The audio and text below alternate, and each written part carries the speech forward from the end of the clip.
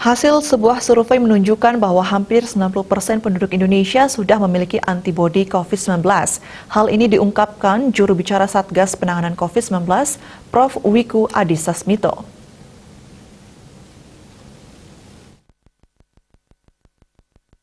Ia menyampaikan bahwa mayoritas penduduk di Indonesia, yakni 86,6% populasi telah memiliki antibodi SARS-CoV-2. Antibodi ini baik yang disebabkan terinfeksi sebelumnya atau yang dikarenakan vaksinasi COVID-19.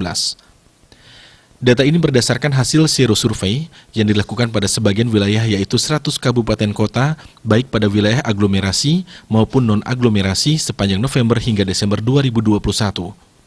Selain itu, data ini menunjukkan informasi lainnya bahwa 73,2% populasi dari daerah yang disurvei ternyata telah memiliki antibodi, padahal belum pernah terdeteksi positif maupun tervaksinasi COVID-19.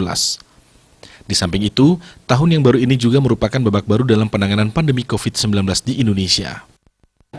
Terkait hasil serosurvei di 100 kabupaten kota di sebagian wilayah aglomerasi maupun non-aglomerasi sepanjang bulan November sampai Desember 2021 menunjukkan mayoritas penduduk di Indonesia, 86,6% populasi yang daerahnya disurvei telah memiliki antibodi SARS-CoV-2 baik akibat telah terinfeksi sebelumnya atau karena vaksinasi.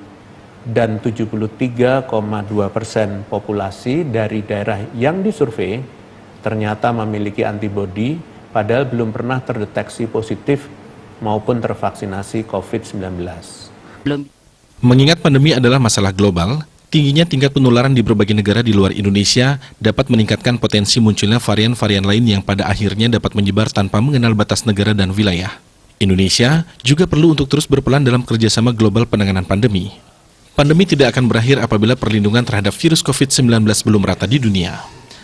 Bali Pos melaporkan.